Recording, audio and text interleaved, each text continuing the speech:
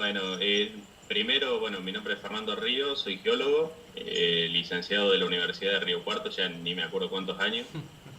Trabajo en la actividad petrolera, eh, trabajo sobre todo en lo que es control geológico. Ajá. Desempeño funciones en distintos lugares dentro de Argentina y en Cuenca Austral en Chile y en Paraguay. O sea, Perfecto. el Bueno, lugar de trabajo son esos más o menos claro. los que te he nombrado. Sí, sí. Llevo más de 10 años en la actividad petrolera, incursioné por varios años en la actividad minera. Claro, o Ajá. sea, vos estás bien relacionado con lo que puede ser la práctica del fracking.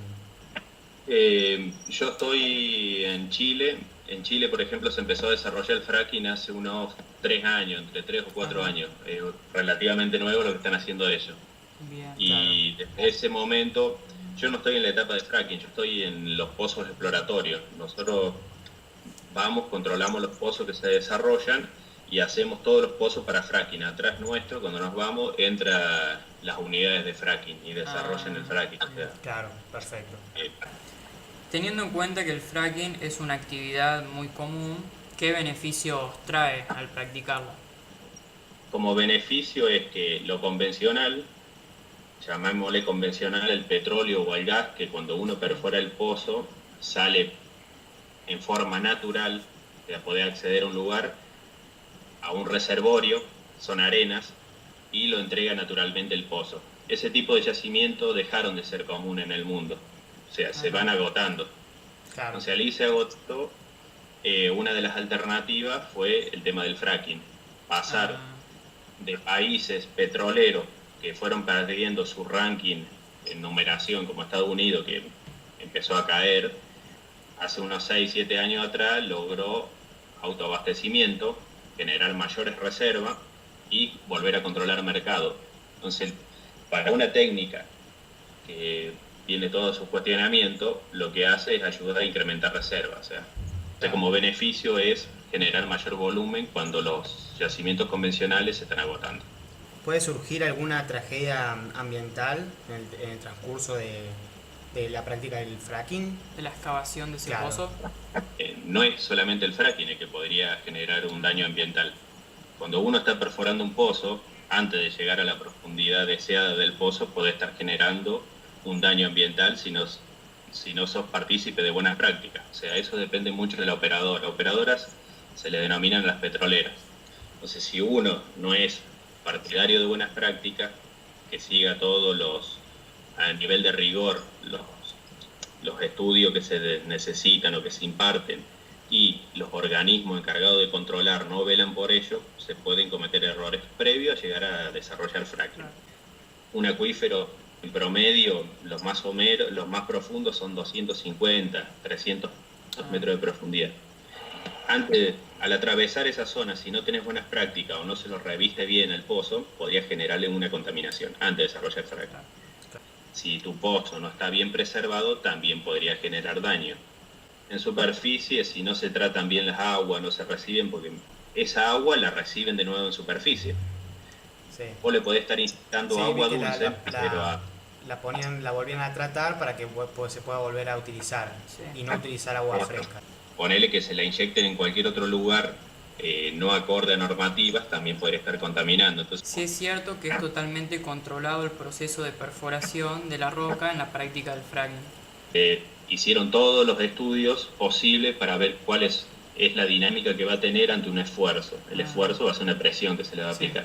Entonces ellos lo que van a hacer, a partir de estudios de laboratorio, es intentar optimizar para dónde vos querés ese tipo de fractura.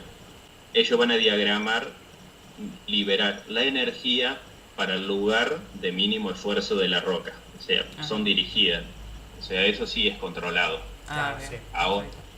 Ahora, cuánta más energía o cuánta menos energía apliquen, después hay, hay fracturas que se van a comunicar o no entre ellas, dependiendo también del tipo de litología y del espesor donde se esté desarrollando ese tipo de fracturamiento. Perfecto. Son el caso de microsismos, Sí, por lo Sí, general sí. a eso nos referíamos. Sí, es. ahí estamos hablando que hay lugares que se han hecho o se sigue haciendo microfracturas en lugares muy someros. Somero es superficial. Ajá. Espero que les sirva y, como les digo, indaguen, lean Tal y cual. escuchen todas las voces. Nada es lo correcto y nada de lo que por ahí se dice tampoco es lo malo. O sea, hay que ver. Gracias. Bueno, chicos, Bueno, espero que les sirva. dale, Que muchas Dale, anden muy sí, gracias bien. muchas Fernando. gracias. Hasta luego. Chao.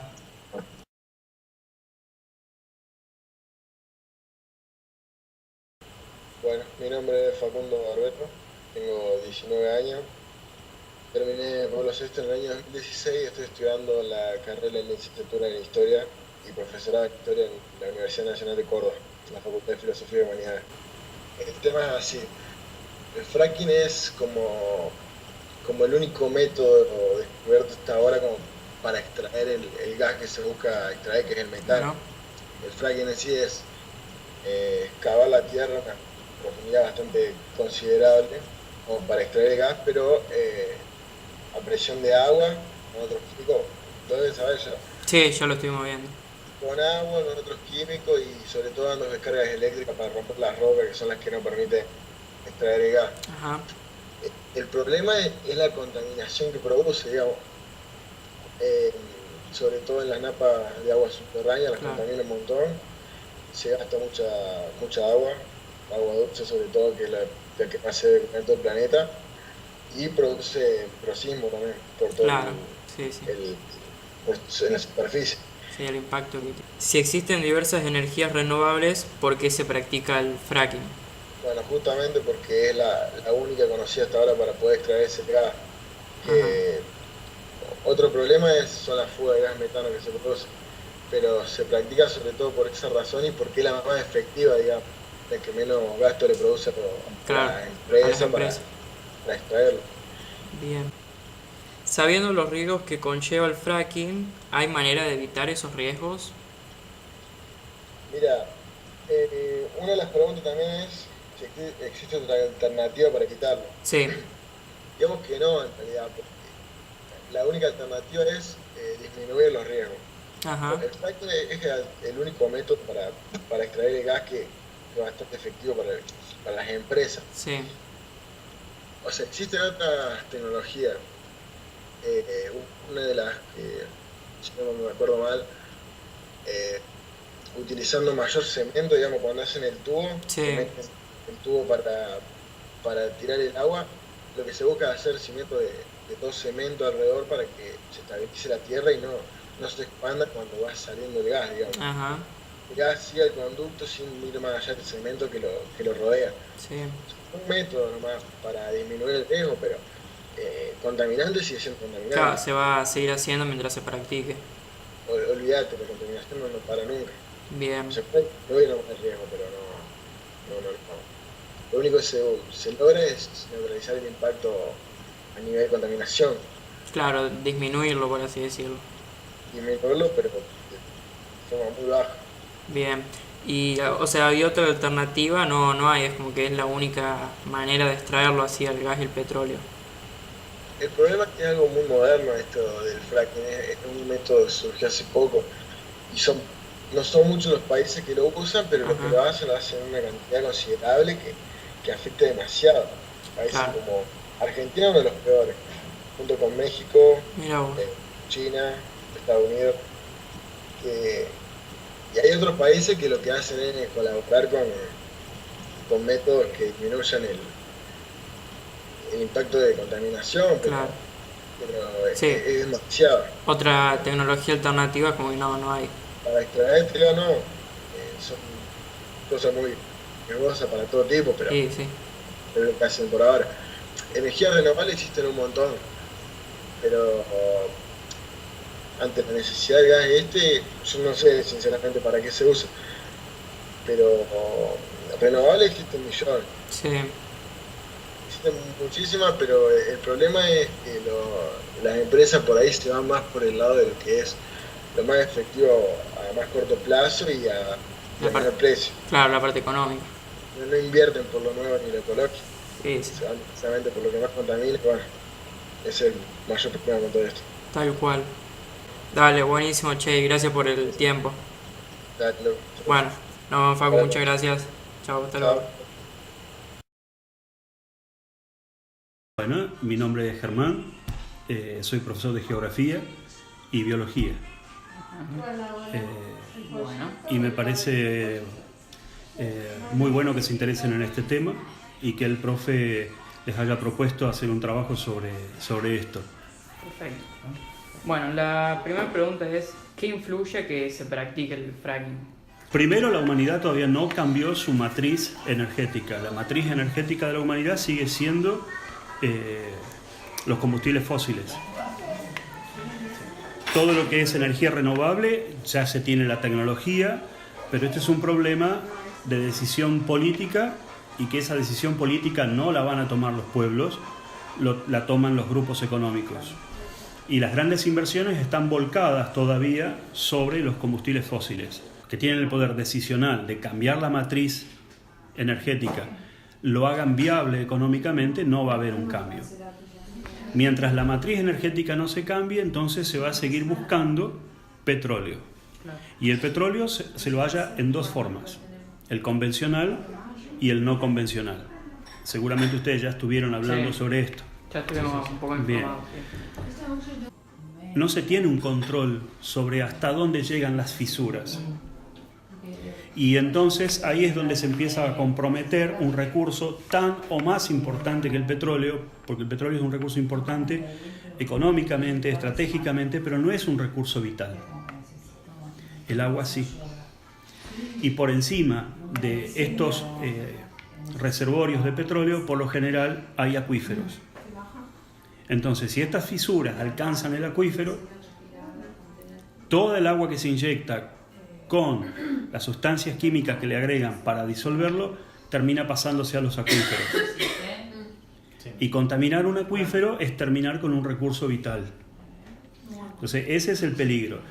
Planteada la matriz económica de los combustibles fósiles, influye positivamente en las economías. Pero es muy, muy dañina para el ambiente natural. Y estamos comprometiendo recursos vitales como el agua a futuro. Y el suelo, porque también cuando se extrae el petróleo, ese petróleo también sale con agua y sustancias que después quedan derramadas en el lugar donde se realiza la extracción. O sea que además de estar comprometiendo abajo el acuífero, arriba se comprometen los suelos. Claro. ¿Cuál es su opinión acerca del fracking? ¿Para usted está bien que se haga, que se practique el fracking? El problema real es que vivimos en una sociedad de consumo. Y lo cierto es que lo único que nos limita al consumo es el poder adquisitivo, no los principios ambientales.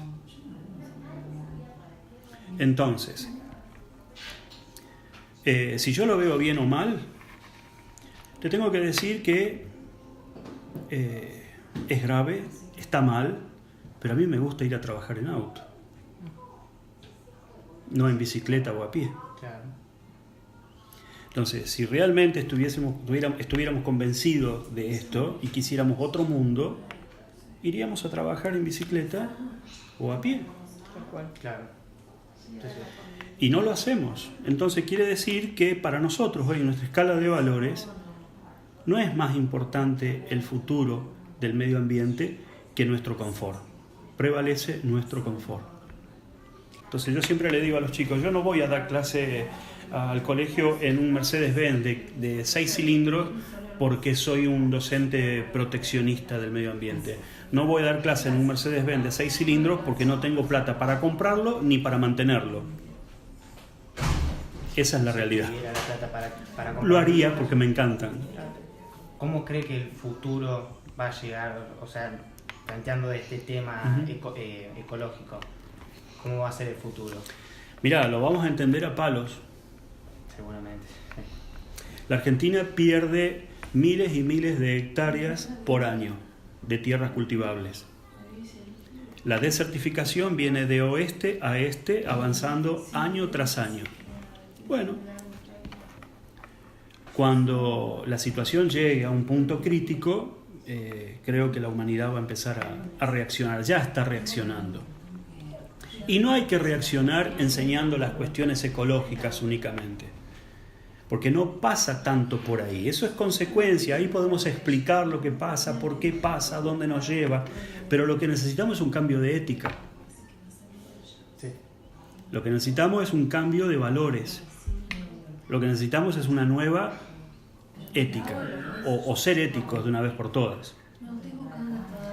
Entonces, hasta que no nos planteemos esto desde ese lugar, no va a haber un cambio.